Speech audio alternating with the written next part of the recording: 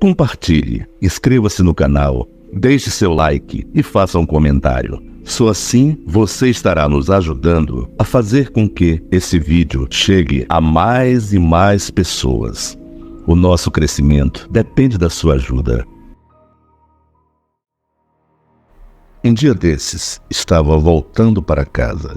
Como não tenho carro, pego o ônibus. O ônibus me deixa na avenida e de lá eu tenho que andar um pouco até chegar em casa.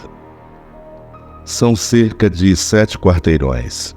Já fazia um tempo que os poucos postes que tem na minha rua estavam com as lâmpadas queimadas, o que deixava a rua muito escura, só com as luzes fracas das casas iluminando um pouco a área. Mas eu nunca tive medo de andar por lá. É uma vizinhança segura. Desse dia, depois de entrar na minha rua e andar metade do caminho para a minha casa, eu passei por uma rua que só tem poste. Eu não sei o que esse poste tem, mas a luz está sempre fraca e quase não ilumina a rua. Quando eu estava passando por ela, eu vi uns garotos brincando com algo que parecia um cachorro. Eu atravessei a rua e estava indo embora, quando notei que não estavam brincando, e sim maltratando o cachorro, jogando pedras e chutando o animal. Essa molecada não respeita nada hoje em dia, eu pensei comigo mesmo. Então, resolvi ir lá dar um fim nisso. Enquanto me aproximava deles, soltei um grito: "Ei, parem com isso, deixem o cachorro em paz." Então, os 3 garotos que estavam lá pararam e olharam para mim. Vocês 3, parem com isso, isso é covardia." Enquanto eu me aproximava, os 3 garotos se entreolharam e cochicharam alguma coisa que eu não pude ouvir. Eu já estava preparando aquele sermão, quando o cachorro aproveitou que a atenção deles não estava mais nele e saiu correndo. Quando ele fez isso, ele ativou uma dessas luzes com o sensor de movimento de garagem de uma casa que tinha lá do lado. Quando a luz acendeu, o meu coração parou. O que parecia ser 3 garotos não eram 3 garotos, eram 3 criaturas humanoides, com peles escuras, quase negras. Estavam vestindo trapos. Não tinham mais que 1,20 m de altura. Eram muito magras. E os ossos da coluna pareciam sair da pele.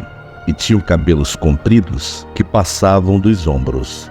Quando eu vi aqueles bichos na rua, a poucos metros de mim, eu entrei em pânico e saí correndo na direção oposta. Um deles gritou alguma coisa e os outros 2 responderam algo. Eu não consegui entender nada e nem quero saber o que eles podem ter dito. Mas a voz deles era algo assustador.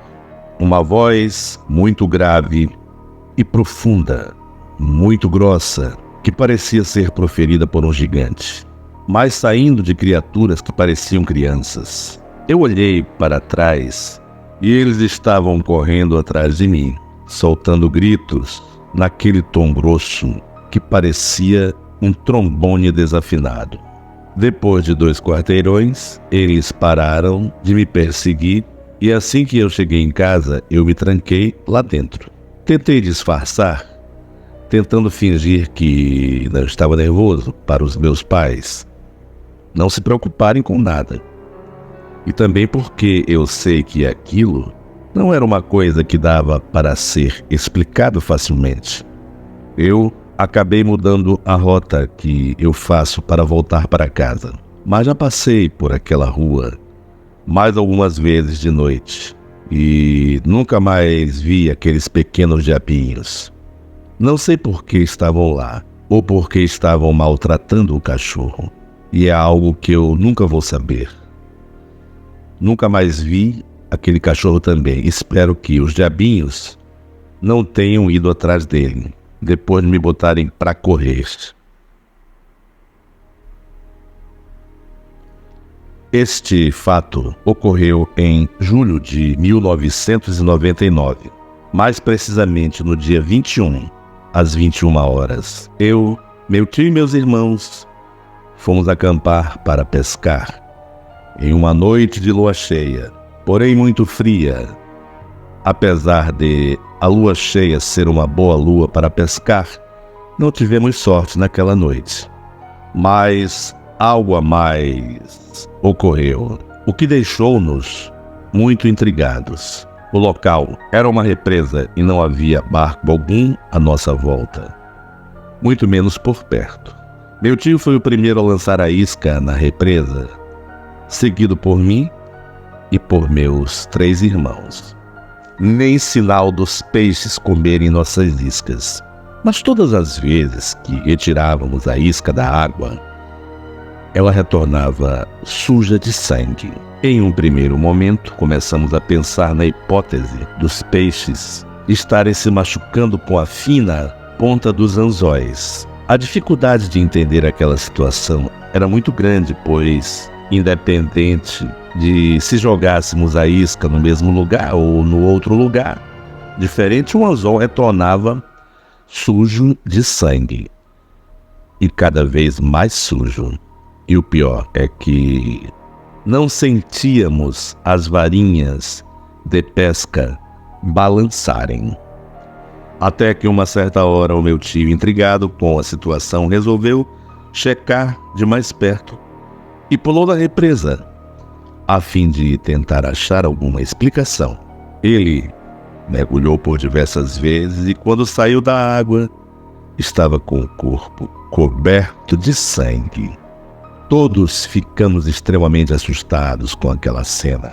Então, lançamos um balde com uma linha para recolher um pouco de água da represa, pois já suspeitávamos de que a água estivesse com esse tom avermelhado devido à poluição ou até mesmo devido a algum produto químico de uma possível empresa. Mas quando puxamos o balde com uma certa quantidade de água, nós o iluminamos com uma lanterna. E então verificamos que a água estava limpa e translúcida, com a forma natural. Nesse instante, meu irmão observa na represa algo estranho que boiava sobre a água. De longe parecia com um saco de lixo e, devido à escuridão, não conseguíamos ter noção do que era. E a nossa lanterna não clareava naquela distância. Então resolvemos colocar o carro mais próximo da represa, pois com a luz dos faróis conseguiríamos ver o que era aquela coisa estranha que estava flutuando. Colocamos o carro com os faróis na direção do objeto e acendemos o farol alto. Para nossa surpresa, todas as vezes que acendíamos os faróis, aquele objeto sumia. Começamos a ficar com medo e então resolvemos parar de pescar e acender nosso churrasco, pois naquela altura já estávamos com muita fome e frio, mas devido ao frio e ao vento forte que havia no local, estava difícil acender nossa churrasqueira improvisada, com algumas pedras grandes que encontramos nas imediações da represa. Como estava praticamente impossível de acender a churrasqueira e não tínhamos levado álcool, meu tio resolveu tirar um pouco de combustível do carro. Colocamos a mangueira no tanque do combustível do carro e meu tio deu uma chupada bem forte e abaixou a mangueira dentro de uma garrafa PET de 2 litros.